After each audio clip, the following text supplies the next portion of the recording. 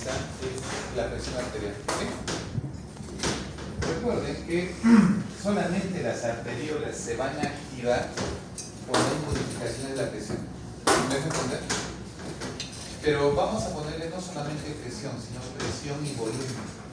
Doctor, ¿por qué usa la presión y volumen? Porque según el razonamiento, la presión arterial es igual, es simple, ¿eh? Gasto cardíaco por resistencia vascular, y el gasto cardíaco tiene dos componentes básicos. ¿Cuál es? La frecuencia cardíaca y el volumen sistólico minuto. Ya está. Es decir, que la presión tiene tres componentes que por si acaso doctores tienen que aprenderlos a analizar de esa manera. Si yo me hago una pregunta, ¿por qué esta persona se volvió hipertensa? Alguno de estos tres componentes tiene que haberse alterado. O está con taquicardia, o tiene mucho volumen, o su resistencia vascular periférica está así, se ha cerrado y la presión se va a subir. ¿Me dejo entender? Entonces yo puedo tener que, no tengo mucho volumen, pero sí tengo que aumentar la resistencia vascular periférica. ¿Y por qué se activó? Tendrán que investigar en su paciente qué ha originado que se active la resistencia vascular periférica. Puede ser una descarga adrenérgica, X causas, ¿no? Doctor, la presión de mi paciente ha bajado porque su volumen sistólico ha disminuido. Hemorragia, diarreas, vómitos. ¿Estamos de acuerdo? Entonces, como baja el volumen sistólico, ¿qué va a pasar con mi presión? El más clásico es la deshidratación. ¿Sí? ¿Estamos de acuerdo? Pero como todo mecanismo compensatorio, si yo me deshidrato, ¿qué va a pasar con mi frecuencia cardíaca y mi resistencia? Van a tratar de compensar. Es decir, o hago taquicardia o hago vasoconstricción. Ese es el juego. ¿Estamos de acuerdo? Esto en función a la presión arterial. Entonces, ¿por qué les digo presión? Porque yo puedo aumentar la presión o bajar la presión solamente, no modificando el volumen, modificando la resistencia vascular periférica. ¿Sí? ¿Listo? Y como volumen, puede ser que yo pierda o gane volumen, sin que se modifique esto inicialmente. O sea, es un juego que vamos a analizar. Bajo ese razonamiento, doctores, nosotros tenemos una presión arterial media. Y la presión arterial media es la... ¿Qué es la presión arterial media? Definan, ¿no? Acá, grupo 4.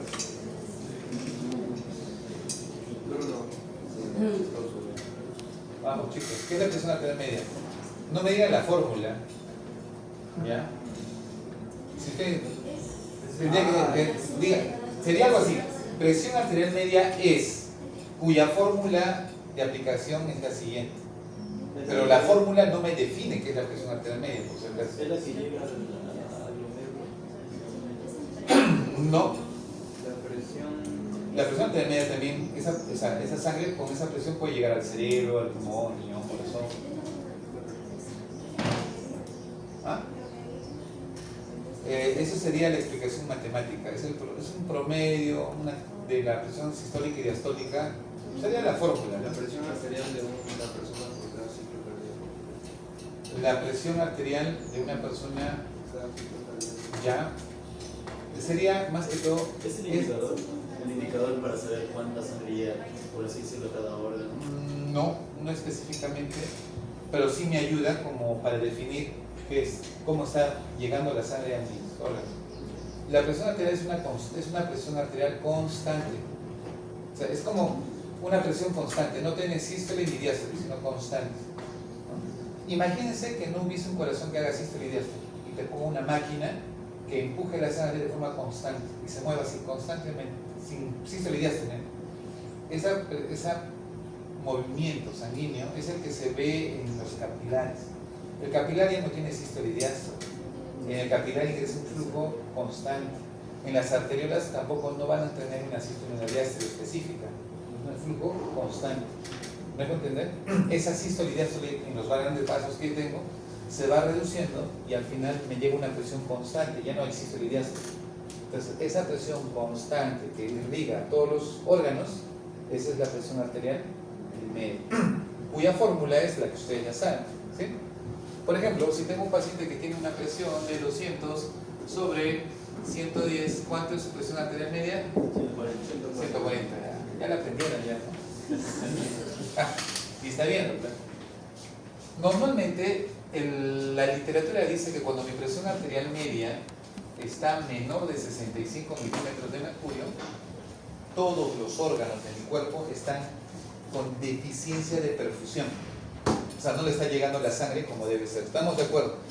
¿Sí? Agarremos el riñón. Significa que si yo tengo una perfusión menos del 65%, quiere decir que mi riñón ya no va a filtrar adecuadamente porque no hay una buena presión. Lo mínimo que necesita mi riñón es 70. ¿Ya? Si yo tengo 70, más o menos mi presión capilar glomerular va a ser 60. En su fisión sale como 58.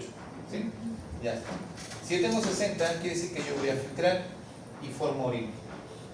¿Qué pasaría, doctores, si viene una presión arterial de 140? Quiere decir que acá más o menos van a tener 130 y es el doble. Si acá filtraba esto, voy a filtrar acá mucho más. ¿Sí? ¿Me dejo entender? Y si filtro mucho más, voy a formar ¿qué? Más orina. Pero como toda maquinaria, esto fue diseñado para que filtre con una presión de 60 hasta 70. ¿Me dejo entender? Pero si tú le pones 130, es como que ustedes tratan de levantar un peso, levantan más peso y siguen levantando más peso. ¿Qué va a pasar si no están adecuadamente preparados? Primero que o te fracturas, te hace una luxación del codo. ¿Has visto los pesistas que cómo se les luxa, se les sale el hombro? Algo similar, cuando algo no está diseñado para soportar esto, esto se va a lesionar y esto causa en pacientes hipertensos que se daña el componente de filtración. Y eso se llama nefroesclerosis hipertensiva. ¿Ya? Y lamentablemente, doctores, el paciente entra a diálisis. Los hipertensos, si no se controlan, en 15 a 20 años entran a diálisis. ¿Por qué, doctor? Porque al aumentar su tasa de filtración se lesiona. ¿Estamos de acuerdo? ¿Sí? Pero felizmente el riñón tiene un mecanismo de defensa. Cuando aumenta mi presión arterial media, la arteriola frente va a ser esta. ¿Qué logro con esto? Que esta presión alta que estaba viniendo, acá va a llegar más o menos 90 o 80. O sea, logro bajarlo. Y gracias a eso, logro que esto no se lesione. ¿Quién hace eso? La arteriola frente. ¿En qué casos? Cuando tengo casos de hipertensión arterial aumentada, ¿no? La caída de la contracción. La caída de la contracción. Hay varios mecanismos. La de los Hay un mecanismo que se llama el reflejo miogénico. Sí. Es como la ley de Starling, en la cual a mayor distensión de la fibra muscular, mayor capacidad de contracción. Imagínate que acá está tu arteriola frente y de repente viene una ola y lo dilata, porque la presión viene bastante alta. Lo dilata y como efecto reflejo del reflejo miogénico, ¿qué va a pasar con las fibras de la aferencia? Se va a contraer por la dilatación que las causado. ¿Me van a entender? Ese sería el efecto inmediato mecánico. ¿Sí? ¿Estamos de acuerdo? Y se cierra. Pero ¿cuál es el propósito, doctores? Cuidar al riñón. ¿Estamos de acuerdo? Ahora, ¿qué les convendría a ustedes? ¿Que haga vasoconstricción la deferente o que esté abierta? Claro, porque si logra estar abierta, esto no va a aumentar. Hasta me tomaría el lujo de dilatar un poco para que también siga bajando la presión. Ese es el razonamiento. Entonces, ya saben qué pasa cuando la presión arterial está alta. La pregunta es, ¿qué pasa cuando la presión cae? ¿Ya? Analicemos esto. Al revés. Claro, si la presión cae, Esto se dilata y esto tendría que dilatarse y esto tendría que contraer. ¿No me entender? Es el efecto opuesto. ¿Sí? Estamos de acuerdo. Pero para esto, doctores, ustedes tienen que saber que no hay varios grados de pérdida de volumen o de grados de deshidratación. Hay deshidrataciones de grado 1, grado 2, grado 3 y hay un estado que se llama ya de shock, ¿no? Que lamentablemente el paciente ya llegó a un punto en que ni metiendo el volumen su cuerpo va a sostener y la presión se queda baja. Ese es shock hipovolémico. A veces el paciente ya baja la presión extremadamente. Cuando desciende grado 1 es lo que ustedes sienten. ¿Cuánto tienen sed? Ya está. Cuando se activa el mecanismo de sed es porque tu cuerpo está deshidratado. ¿Sí?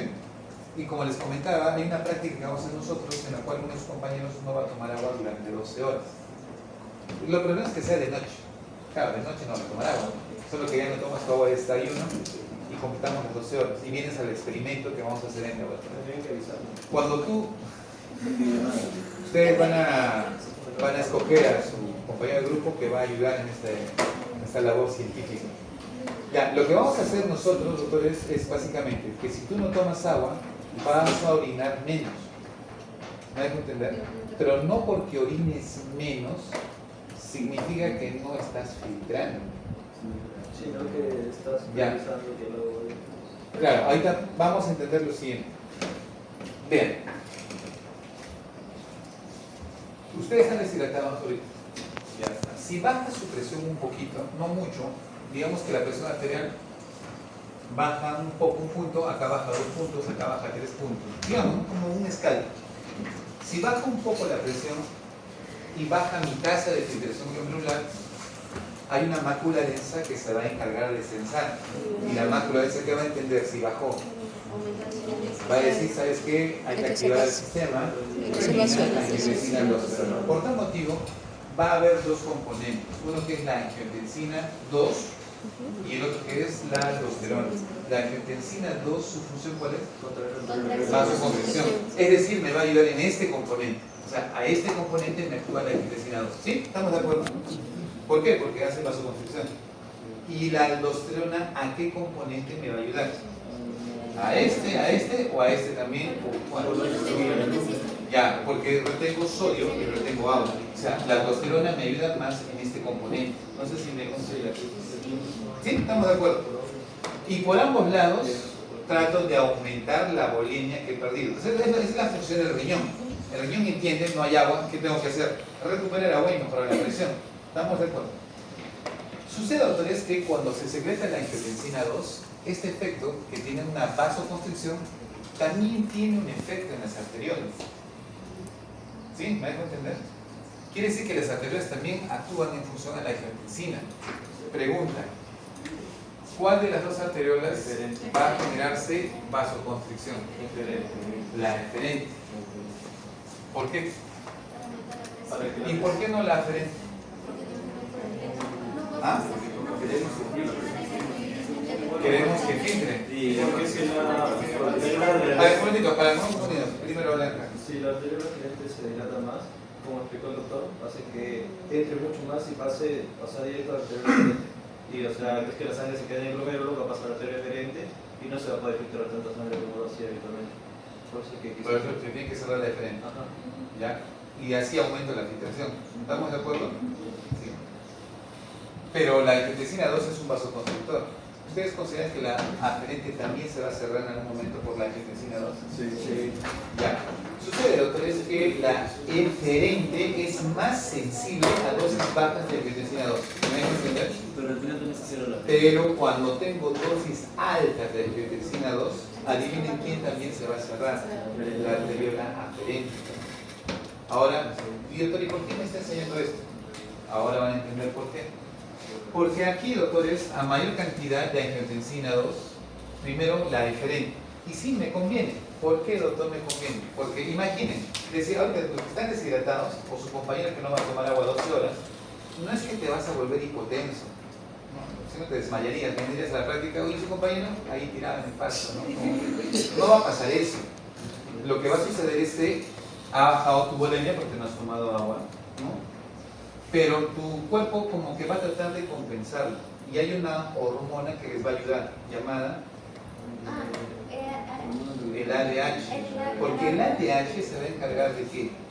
De reabsorber el agua que tú necesitas. ¿Sí? Por los alcoporinos. Entonces, no es que pierdas el volumen en sí. O sea, tu cuerpo va a tratar de mantener la mayor cantidad de volumen que puede. Pero lamentablemente igual se va a generar una descarga de angiotensina 2. Entonces, miren lo que va a pasar. Hago esto, todavía no se ha activado.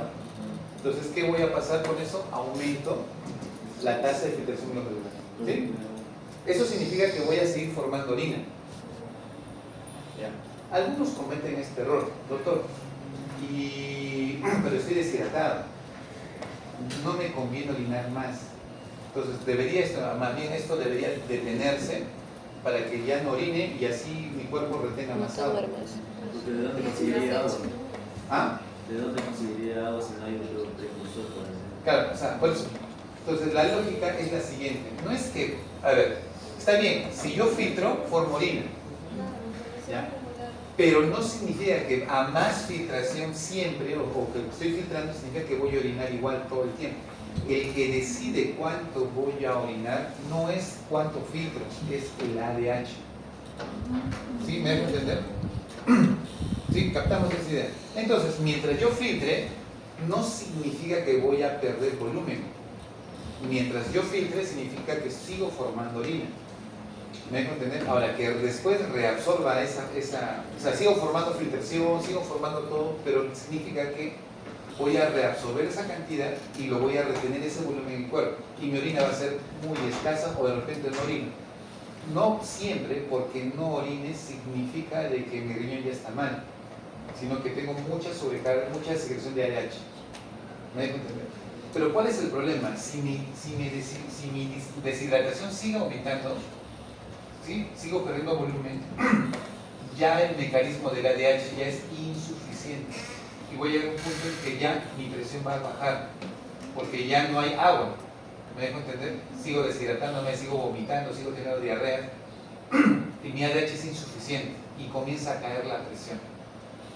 Cuando sucede ese fenómeno, doctores, y ya no hay más que hacer, los órganos que van a sufrir, ¿quién es? Cerebro, corazón y pulmón. Como la deshidratación ya es más severa, adivinen quién se va a activar. La angiotensina 2 en dosis altas, y va a haber una vasoconstricción de la arteria. ¿Sí?